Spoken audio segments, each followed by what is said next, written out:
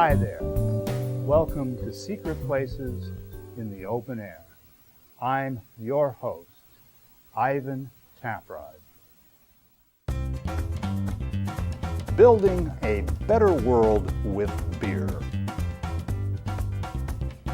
Scientists are working hard to rid beer of its bothersome side effects, namely hangovers, addiction, beer bellies, decreased inhibitions, slurred words, and beer goggles.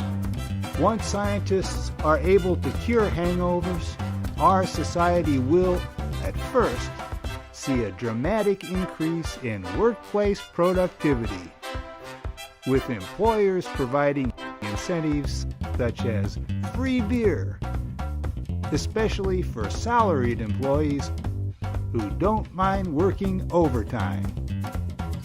Some employees will never want to leave work.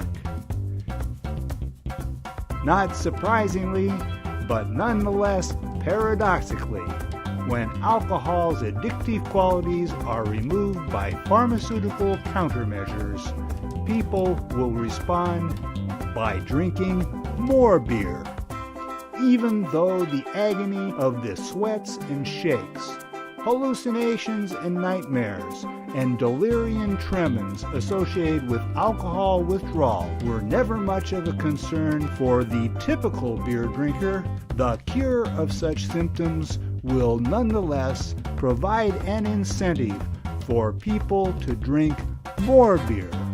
Hangovers will no longer need to be cured by the hair of the dog that bit you, but that won't stop people from drinking a morning glass of beer.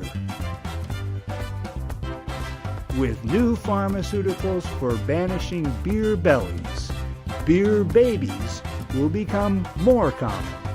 Pharmaceutical companies will market the new product as Beer Belly Begone, and the exciting chemical innovation will usher in a new era of svelte, sexy beer drinkers who will look young in middle age because they stay slender by drinking beer. Slurred speech, stumbling around, and other side effects related to poor motor control caused by drinking too much beer will also be cured by science. Computer chips will be implanted in our brains, and drunk driving will be encouraged, since the brains of beer drinkers are malleable and more easily influenced by the subliminal suggestions that the computer chips will constantly whisper into the speech processing centers of the human brain. The computer chips will whisper things like, "Love your God, love your country, obey the laws, buy XXX brand beer." The only people who won't have computer chips embedded in their brains will be the world leaders, the mad scientists who invented the cures for the side effects of beer, the powerful beer barons, monks who brew beer, the billionaires and trillionaires, and various odd individuals, such as an attorney from New Jersey named Clyde. These people will mostly drink wine instead of beer. Civilization will stagnate. Technological advancement will cease. The bifurcation of society into two classes will usher in a new dark age, where normal everyday folk become beer-drinking robots, whose best thinking is done while drinking beer, since it is when they are drinking beer that the brain-embedded computer chips will do most of their thinking for them. Beer's side effect of decreasing inhibitions will actually be promoted, since it will be in the best interest not only of the advertisers, but also of the wine-drinking overlords, that people delude themselves into thinking that they are content and happy. The wine drinkers will become increasingly distant and reserved, more snobbish and arrogant, inclined to segregate themselves from the beer-drinking commoners by living in gated communities where in common, everyday beer-drinking folk are allowed access only via the internet. Nevertheless, hope will not die. From the very inhibition-decreasing powers of beer, there will emerge a new hope, the hope of each and every new generation, the hope that is the power of love and music. Boy will meet girl, man will take wife. New children will be born. The piano player will play. Music will fill the hall. And the lovers will dance. Not necessarily a tango. And love, music, and laughter will prove once again that for the human race, most everything goes better with beer.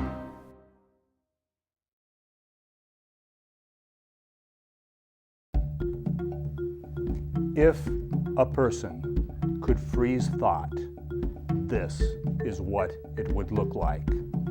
A fleeting glance made hard, a statue chiseled in stone. No memory, no future, no promise, no loss.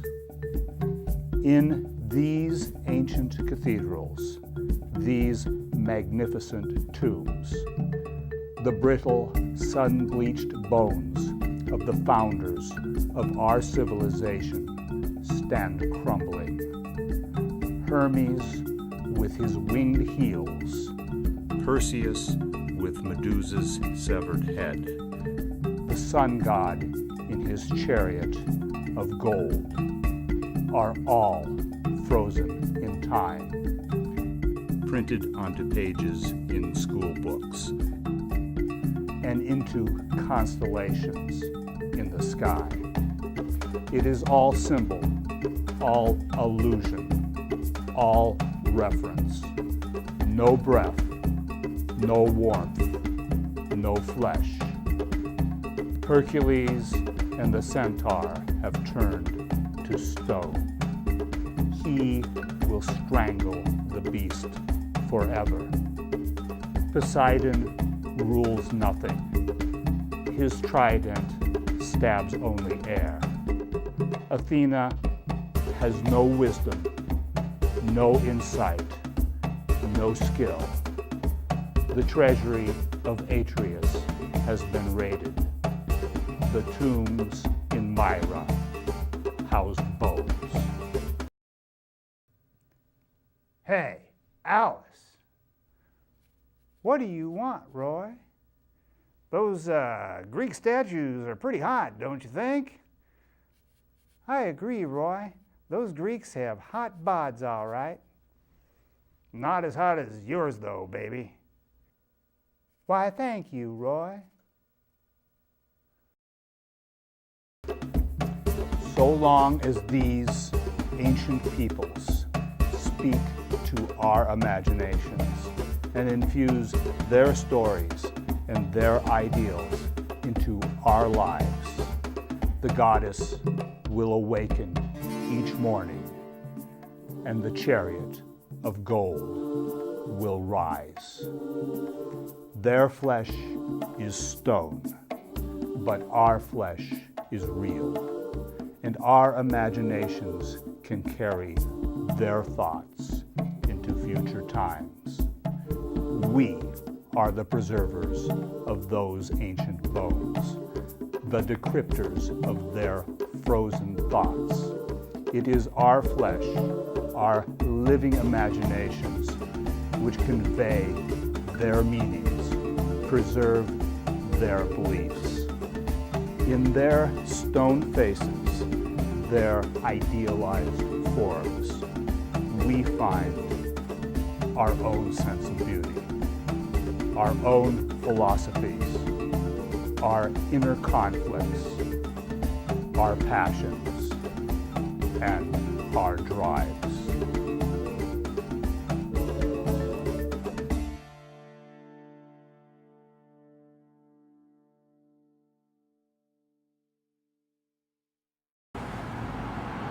My fellow Nebraskans, some may call this a concession speech. I call it a maybe I didn't lose speech. Merriam-Webster's dictionary defines lose as an absence of type. Granted, had some faults in my campaign. My running mate, he had a bathroom sauce addiction. Spent on my dad's money. He's so mad at me. Regardless, I'll be back. I mean, Yodor, whatever in Nebraska. You can have your Yodor. You can have any Yodor you want. Running a state on Sega, hanging out. I'll go to South Dakota. I'll go to North Dakota. I'll go to Central Dakota. I'm gonna create my own state. I'm gonna call it Biff State. I've never lost anything in my life. Except for my virginity. Yodor, accept, Governor. Yodor, raise minimum wage. Yodor, put chicken in pot. Yodor, hang out. Play Sega. You all Yodor now. Yodor like Iron Curtain, falling across land. Yodor miss Biff. Yodor ask Biff to be Lieutenant Governor. Hang out. Play Sega. Yodor ban marriage. Yodor tough on life. Yodor gonna make it awful here for everyone.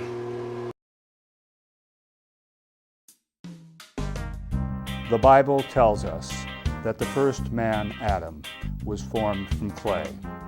People, it seems, have used those same earthen materials to form monumental statues and architectural works. Yet even though the stoneworks of nature form slowly through the ages, from eroding rivers and clashing tectonic plates, are accidental monuments to time and circumstance, they still are difficult for the calculating imaginations of humans to surpass. Tall castles emerge from the landscape. Great tombs dedicated to men who called themselves deities emulate the shape of mountains, as do our most monumental of sacrificial altars. It seems that our creative imaginations are wedded to nature, formed from the same creative forces that forge mountains and display the ever-changing panorama of the sky. Hey, Alice. Yeah, you, Alice. What do you want, Roy? Ever seen a rock that you really liked? Not really. Me neither. Never in my whole life. I've never seen a rock that I really liked. Not a one. That's interesting, Roy. I'll bet most people are just like us. They don't like rocks much either. Is it any wonder that the ancients built some of the greatest works of architecture upon the tops of mountains and on precipices of stone? Ancient architects and artisans, it seems, saw in the faces of rock images of themselves and utilitarian places to build temples and tombs and cities and fortresses and palaces and parks. Yet still, nature is not surpassed. A marriage takes place. A union is conceived. The ancient gods, you see, inhabited mountaintops and lived in the clouds and in the sky.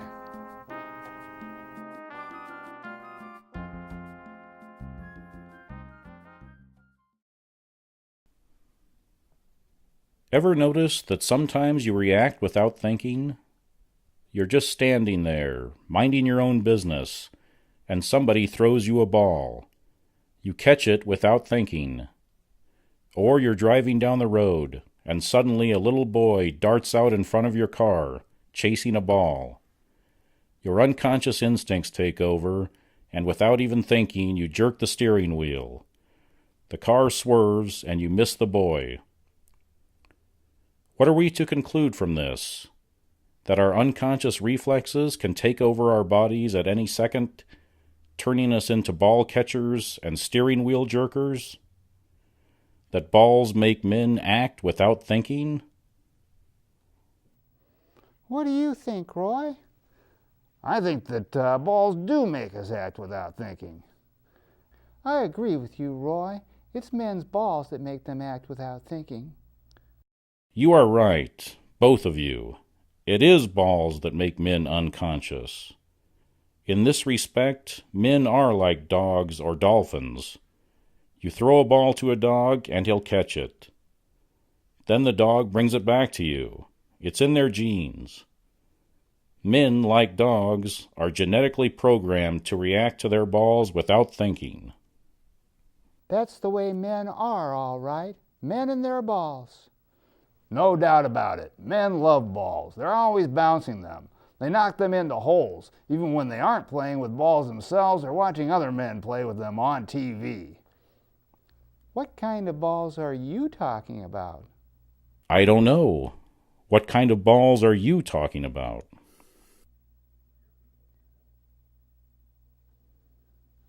Go Big Red.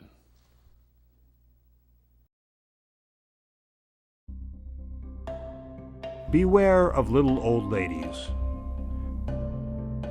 Say, ignoramus boy, a lot of old ladies have blue hair. Ever notice that? No, Mr. Fast Answers, not really. It's from hair products, but they themselves can't even tell because their eyes have lost sensitivity in the blue frequencies of the visible spectrum. Their husbands don't warn them because they can't detect the blue either. And of course, the little old ladies don't believe anything that young people tell them. That lady doesn't look like she has blue hair to me. What lady? That lady, right there. Maybe it's you who's losing your blue light sensitivity. Really? You think so? No, not really. It's the old lady's fault, not yours. Old ladies of today aren't trustworthy. These are women who grew up in the 1950s and came of age in the 1960s. The 60s? Oh my God, I've heard about those times. That's when the hippies almost destroyed America. Not almost. The hippies really did destroy America. Before the 60s, American women knew who they were.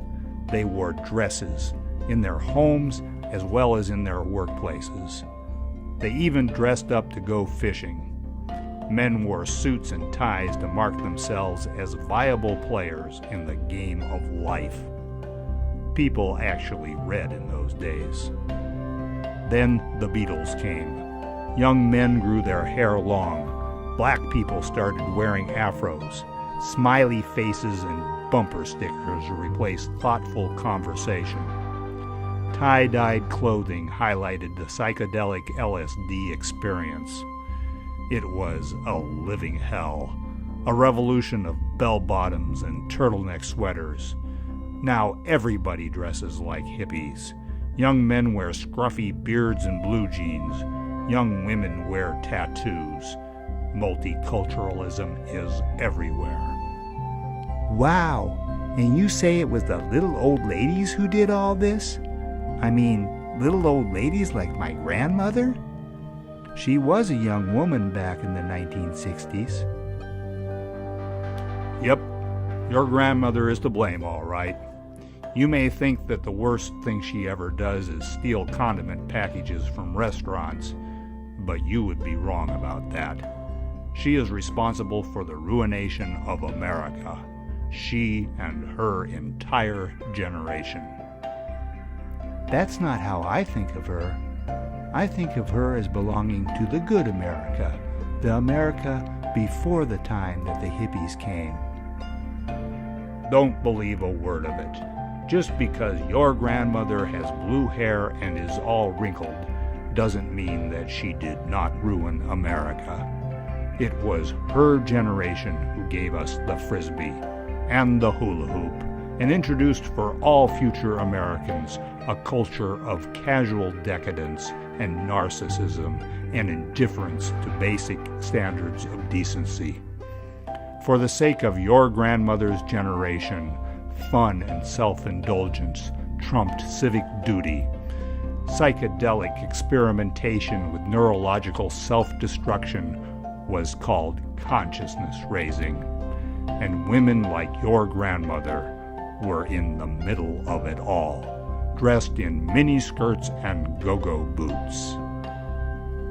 My grandmother doesn't dress like that anymore. Grandmothers of today are nothing like the grandmothers of the past. Little old ladies are not to be trusted these days.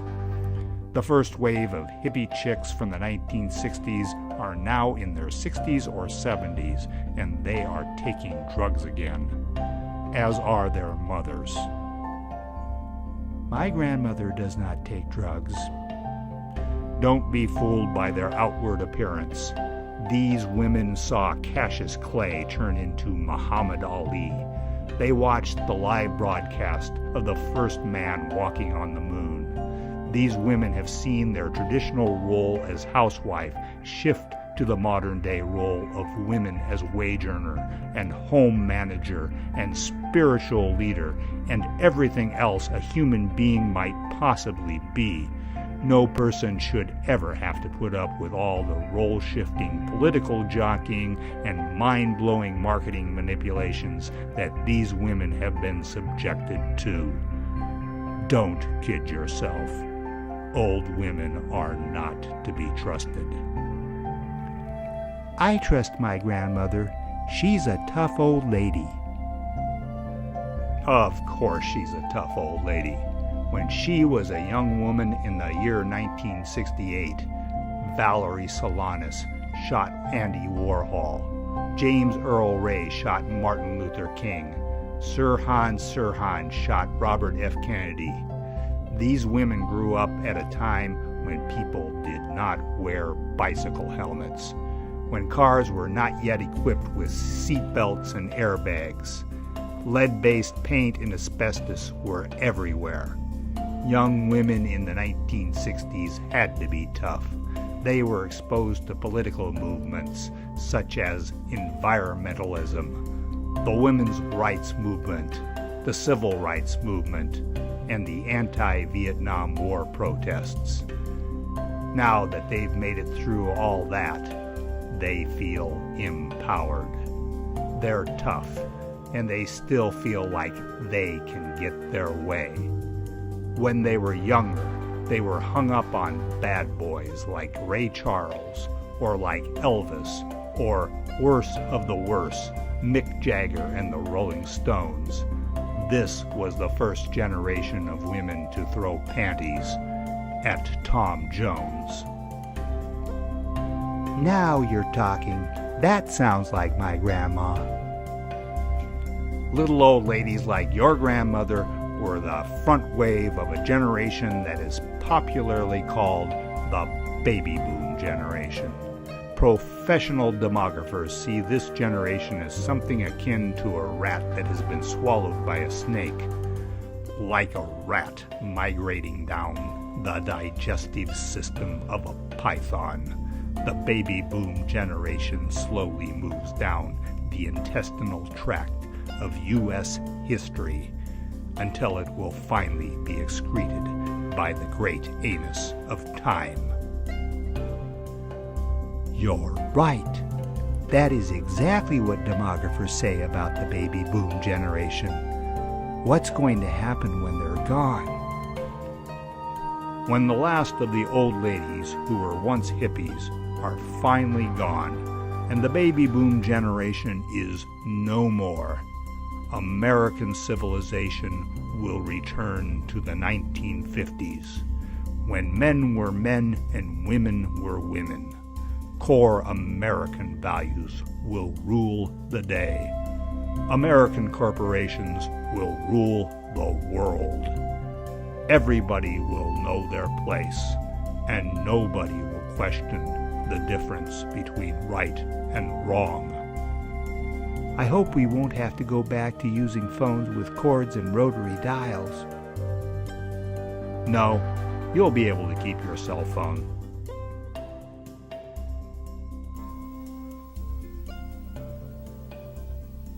Thank you for watching Secret Places in the Open Air. At the beginning of each month, we begin broadcasting a new show. Our time slot is 10:30 Wednesday and 10:30 Saturday. So be watching for a new show at the beginning of next month. We also have a YouTube channel. Just direct your browser to ivantaprod.com. Here are some testimonials from our panel of experts. I like the Ivan Taprod YouTube channel because it makes me laugh, and I'm afraid of what I might miss if I whack out and forget to watch Ivan on TV. Let me see. I'm not really sure. I guess the reason I like the Ivan Taprod YouTube channel is because it takes me to places where I might not otherwise go. I like the hot chicks and the sexy models.